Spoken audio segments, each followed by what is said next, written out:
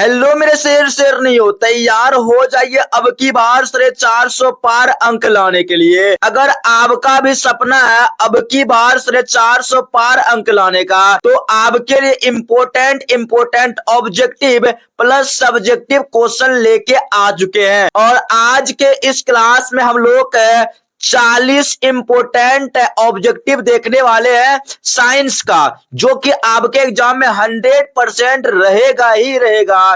तो आप लोग इस क्लास को अंत तक जरूर देखेंगे। सबसे पहला क्वेश्चन है कि विद्युत उपकरणों में लगी आग बुझाने के लिए सबसे अच्छा अग्निशामक है। देखिए, अगर कभी भी विद्युत उपकरण मतलब बिजली से चलने वाले उपकरण में अगर आग लग जाए, तो सबसे अच्छा जो अग्निशामक होता है ना, कार्बन डाइऑक्साइड होता है। याद रखेंगे, ये जो क्वेश्चन है बहुत ही इंपॉर्टेंट है। उसके बाद दूसरा प्रश्न है कि निम्नलिखित में से कौन दहनशील पदार्थ है। देखिए, बात करते हैं अगर दहनशील पदार्थ की, वैसा पदार्थ जो जलेगा उसे दहनशील पदार्थ कहते हैं। कांच, लोहे की कील, सीमेंट, किरोसिन। यहां पे जो दहनशील पदार्थ होगा हम लोग का किरोसिन होगा, क्योंकि कांच तो नहीं जलता है, लोहे की कील भी नहीं जलेगा, सीमेंट भी नहीं जलेगा। तो ऑप्शन इसका डी बिल्कुल ही राइट आंसर है। उसके बाद तीसरा प्रश्न आपके सामने बहुत ही इंपॉर्टेंट क्वेश्चन है,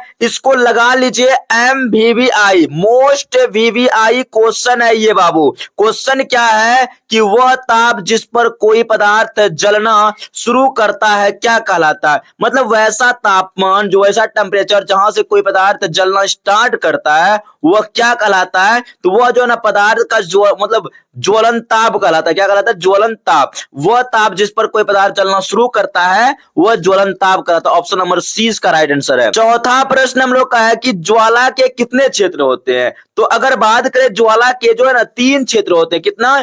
3 क्षेत्र होते हैं। याद रखेंगे ऑप्शन नंबर इसका बी जो है ना राइट आंसर है। चलिए हम लोग अब चलते हैं 5वां प्रश्न की ओर। निम्न में से कौन सा धातु है जो द्रव अवस्था में पाया जाता है। देखिए, धातु तो सभी ठोस अवस्था में पाया जाता है, लेकिन ऐसा कौन सा धातु है जो द्रव अवस्था में? ब्रोमीन, पारा, लोहा, ग्रेफाइट। देखिए, बात करते हैं ब्रोमीन। ब्रोमीन तो अधातु है, लेकिन यहाँ पे पारा जो होगा हम लोग का वह धातु है जो कि द्रव अवस्था में पाया जाता है, और ग्रेफाइट भी अधातु है। अगला प्रश्न है हम लोग का 6 नंबर कि कौन सी धातु विद्युत की सबसे अच्छी चालक है। अगर बात करते हैं सबसे अच्छी विद्युत की चालक का, तो यह एल्युमिनियम नहीं होगा, सॉरी स्टूडेंट्स, यह होगा हम लोग का चांदी। क्या होगा? चांदी। और चांदी का जो संकेत होता है वह होता है Ag। याद रखेंगे। और इसका परमाणु संख्या कितना होता है यह आप लोग को जल्दी से कमेंट में कमेंट करके बता देना है कि चांदी का परमाणु संख्या कितनी होती है। इसका जवाब आप लोग कमेंट बॉक्स में कमेंट कीजिए। अगला प्रश्न है 7 नंबर, कमरे के ताप पे द्रव अवस्था में रहने वाली अधातु। देखिए, यहां पे जो था इससे पहले कमरे के ताप पे द्रव अवस्था में रहने वाला धातु पूछा गया था, लेकिन ये जो क्वेश्चन है 7 नंबर, कमरे के ताप पर रहने वाला जो हम लोग का अधातु पूछा कि जो द्रव अवस्था में है, तो वह जो है ना हम लोग का ब्रोमीन होगा। क्या होगा? ब्रोमीन है। यह हम लोग का right answer option number A होगा। अगला प्रश्न है हम लोग का कि 8 नंबर, एक अधातु जिसमें चमक होती है, मतलब ऐसा अधातु जिसमें चमक होता है। कोयला, आयोडीन, सल्फर, ब्रोमीन। देखिए, यहाँ पे आयोडीन हम लोग का राइट आंसर होगा। आयोडीन एक ऐसा अधातु है जिसमें क्या होता है? चमक होता है। ऑप्शन नंबर बी जो है इसका राइट आंसर है। 9 नंबर प्रश्न है कि निम्नांकित में से कौन सा धातु नहीं है। देखिए, यहां जो क्वेश्चन है कि धातु नहीं है। तांबा, ये जो हम लोग का धातु है। एल्युमिनियम भी धातु है। सल्फर, ये हम लोग का जो है ना सल्फर धातु नहीं है बाबू। सल्फर क्या है? एक प्रकार का अधातु है। एक का क्या है? अधातु। और सल्फर का परमाणु संख्या कितना होता है? जल्दी से बताइए, सल्फर का परमाणु संख्या कितना होता है? यह क्वेश्चन आपके लिए है, इसका जवाब जरूर देंगे। अगला प्रश्न हम लोग का है 10 नंबर, वो कौन सा अधातु है? देखिए, अधातु है जो विद्युत का सुचालक। देखिए, अधातु जो है ना विद्युत का वैसे भी कुचालक होता है, लेकिन यहां पे पूछा है सुचालक। तो वैसा अधातु एक ही है जो कि हम लोग का ग्रेफाइट। और ग्रेफाइट जो है ना बाबू, यह जो है ना ग्रेफाइट, यह कार्बन का क्या है? अपर रूप है। याद रखेंगे, कार्बन का अपर रूप ग्रेफाइट भी होता है और हीरा भी होता है। यहाँ पे ग्रेफाइट एक ऐसा अधातु है जो विद्युत का सुचालक होता है। अगला प्रश्न 11, शुद्ध सोना को व्यक्त किया जाता है। देखिए शुद्ध सोना जो है ना 24 कैरेट में व्यक्त किया जाता है। किसमें? 24 कैरेट। याद रखेंगे ऑप्शन नंबर 20 का राइट आंसर है। अगला प्रश्न हम लोग का है 12 नंबर, निम्नांकित में कौन उपधातु है? अगर बात करें उपधातु की तो ये जो है ना उपधातु की संख्या 7 होता है। इसमें से हम लोग का उपधातु है ना आर्सेनिक। यहाँ पे ऑप्शन नंबर डी जो है ना ए है हम लोग का ऑप्शन नंबर डी इसका राइट आंसर हो गया। अगला प्रश्न है 13 नंबर, कार्बन क्या है? कार्बन को सी से लिखते हैं। इसका परमाणु संख्या 6 होता है। अगर बात करें कार्बन की तो कार्बन एक प्रकार का अधातु है। क्या है बाबू? अधातु है। ऑप्शन नंबर इसका बी जो है ना राइट आंसर है। अगला प्रश्न हम लोग का है 14 नंबर की निम्नांकित में से किस धातु को किरोसिन में डुबोकर रखता है? देखिए किरोसिन में डुबोकर किस धातु को रखते हैं तो यहाँ पे याद रखेंगे सोडियम को जो है ना किरोसिन में डुबोकर रखते हैं। Option number A right answer हो गया। अगला प्रश्न है 15, सबसे कठोर प्राकृतिक पदार्थ। ये सबसे आसान क्वेश्चन है। सबसे कठोर प्राकृतिक पदार्थ सबको पता होगा हीरा होता है। क्या होता है? हीरा। ऑप्शन नंबर बी होगा राइट आंसर। अभी तक हम लोग 15 क्वेश्चन देख चुके हैं, तो 15 में से आप कितने क्वेश्चन का जवाब सही दे पाए एक बार जरूर कमेंट बॉक्स में कमेंट करके बता दीजिएगा। अब हम लोग का 16 नंबर प्रश्न है कि निम्नलिखित में कौन सबसे कम क्रियाशील धातु है? सबसे कम क्रियाशील आपको एक ट्रिक बताए थे, पो सो का मंजिल फे लेट हाई को मर्सी गो। पो सो का मंजिल फे। देखिए मंजिल यहाँ पे जो मंजिल ए एल फिर जिंक होता है तो मंजिल फे, तो फे जो है ना लास्ट में आता। मंजिल फे मतलब आयरन इसका जो है ना सबसे कम क्रियाशील हो जाएगा। यहाँ पे इस ऑप्शन के हिसाब से आयरन सबसे कम क्रियाशील धातु है। Option number C. अगला प्रश्न है 17 नंबर, सोना की परमाणु संख्या। देखिए सोना का जो संकेत होता है ना बाबू AU होता है। सोना का संकेत क्या होता है?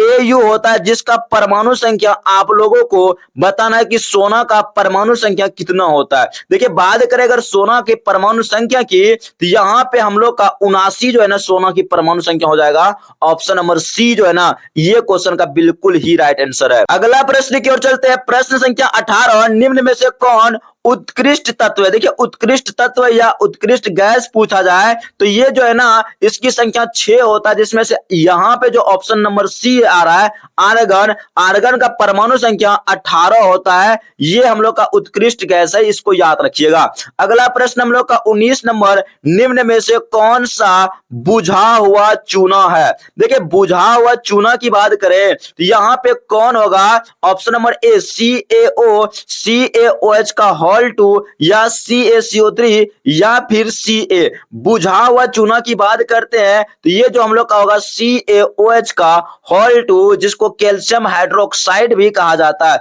ऑप्शन नंबर बी इसका राइट आंसर है। अगला प्रश्न हम लोग का है 20 नंबर कि किसी भी उदासीन विलयन का pH मान क्या होगा? देखिए उदासीन विलयन का pH मान अगर बात करें pH स्केल का तो pH स्केल में जो यहाँ पे 7 होता है और यहाँ पे 0 से लेके 7 तक और फिर 7 से लेके 14, ये जो 7 होता है इसका ये उदासीन विलयन का pH बनता है और 7 से कम अम्लीय होता है और 7 से अधिक क्षारीय होता है। तो उदासीन विलयन का pH मान क्या होगा बाबू? 7 हो जाएगा। ऑप्शन नंबर 20 का राइट आंसर है। यहां तक बताइए 20 क्वेश्चन जो देखे, क्या कोई ऐसा क्वेश्चन है जो आपको समझ में नहीं आया? उसको फिर से अगर बताना है तो आप लोग कमेंट बॉक्स में कमेंट कर दीजिएगा। अब हम लोग अगला प्रश्न 21 नंबर की ओर चलते हैं। अगला प्रश्न हम लोग का 21 नंबर है कि दो सतहों के बीच संपर्क के कारण कौन सा बल उत्पन्न होता है? देखिए अगर दो सतह है उसके बीच जो है ना संपर्क के कारण जो बल उत्पन्न होता है उसे कहते हैं घर्षण बल। क्या कहते हैं?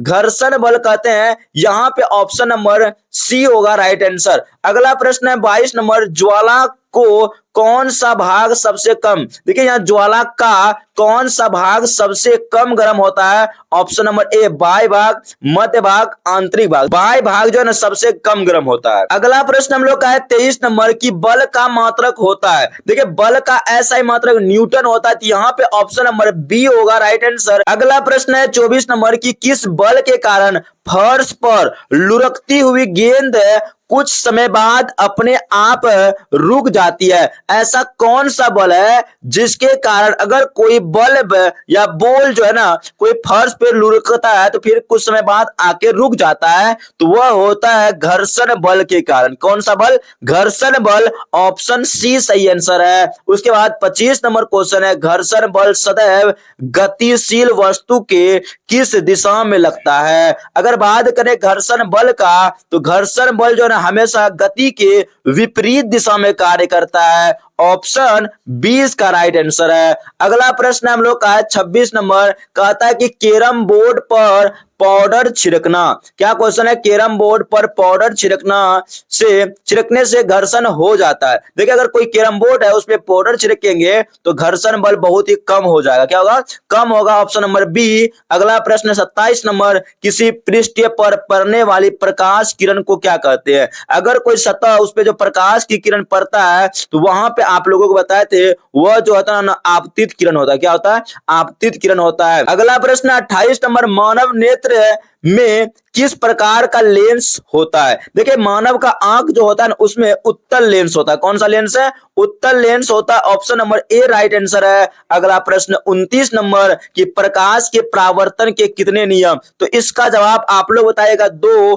3, 4 या फिर 5। प्रकाश के परावर्तन के कितने नियम होते हैं और अपवर्तन के कितने नियम होते हैं ये बता देंगे आप लोग। अगला प्रश्न 30 नंबर, मानव नेत्र वस्तु का प्रतिबिंब किस भाग पर बनाता है? देखिए कोई भी मानव होता है जो उसका आंख होता है उसके आंख के भीतर जो वस्तु का प्रतिबिंब बनता है वह बनता है रेटिना पर। रेटिना या दृष्टि पटल इसको कह सकते हैं। ऑप्शन नंबर ए सही है। अगला प्रश्न हम लोग 31 नंबर की ओर चलते हैं, कहता है कि वह पदार्थ जो स्वयं प्रकाश उत्सर्जित करता है, जो स्वयं प्रकाश उत्सर्जित करेगा उसे क्या कहते हैं बाबू? प्रदीप्त पदार्थ कहते हैं। जैसे जलता हुआ बल्ब, जलती मोमबत्ती। ये हम लोग का right answer option number A हो गया। अगला प्रश्न 32, एक कोशिकीय जीव। देखिए ऐसा जीव जो एक ही कोशिका का बना होता है उसे एक कोशिकीय जीव कहते हैं। तो यहाँ पे अमीबा हो जाएगा, एक कोशिकीय अमीबा होता है, पैरामीशियम होता है, क्लेडोमाइनोमोनस, ये सभी एक कोशिकीय जीव है। आप लोग को याद रख लेना है। अगला प्रश्न है डेंगू। देखो डेंगू जो है ना परजीवी का वाहक है। देखिए मादा एनोफिलीज एक मच्छर होता है वो डेंगू परजीवी का वाहक। और डेंगू मच्छर जो है ना अच्छा मतलब शुद्ध जल में मतलब स्वच्छ जल में पनपता है। कौन सा जल में? स्वच्छ जल में डेंगू मच्छर पनपता है। कौन सा? स्वच्छ जल में। याद रखेंगे।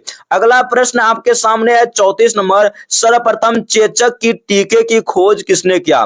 देखिए बात करें अगर चेचक के टीके की खोज तो एडवर्ड जेनर याद रखेंगे। कौन सा? Edward Jenner. ऑप्शन नंबर 20 का राइट आंसर है। अगला प्रश्न है 35 नंबर, हमारे वायुमंडल में कितने प्रतिशत नाइट्रोजन गैस है? देखिए सबसे अधिक वायुमंडल में नाइट्रोजन गैस ही है जो कि 78% है। उसके बाद हम लोग का आता है ऑक्सीजन। ऑक्सीजन जो कि हम लोग का 21% है और ये भी क्वेश्चन एग्जाम में पूछा गया है। और बात करें कार्बन डाइऑक्साइड का तो वह जो है ना 0.03% है। इसको भी आप लोगों को याद रख लेना है। ठीक है ना? ये भी क्वेश्चन याद रखिएगा। कार्बन डाइऑक्साइड कितना? 0.03 और ऑक्सीजन कितना? 21% और नाइट्रोजन हम लोग का 78%। ठीक है। अगला प्रश्न हम लोग का है 35 नंबर हो गया। 36वां, सूक्ष्म जीव कहां पाए जाते हैं? देखिए सूक्ष्म जीव जल में भी पाए जाते हैं, वायु में भी, मिट्टी में भी। इसका मतलब यहां जो राइट आंसर होगा ऑप्शन नंबर डी होगा right answer. Option number D. अगला प्रश्न 37 नंबर, दूध को दही में परिवर्तित करने वाला सूक्ष्म जीव। देखिए दूध को दही में परिवर्तित करने वाला जो बैक्टीरिया होता है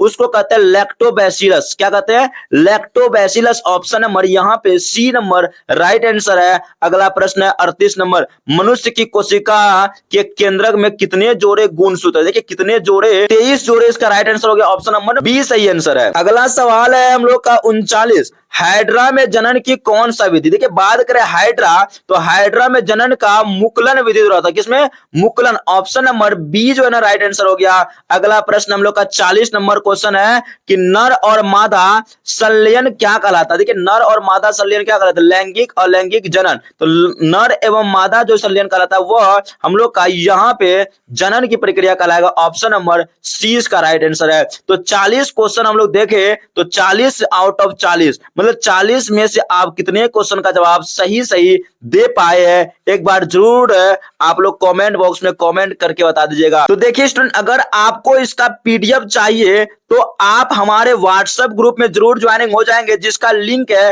नीचे डिस्क्रिप्शन बॉक्स में दिया गया है। तो चलो फिर आज के लिए बस इतना रहने देते हैं, मिलते फिर नेक्स्ट क्लास में नए जोश और उत्साह के साथ। लव यू और लव यू, टेक केयर, जय हिंद, वंदे मातरम।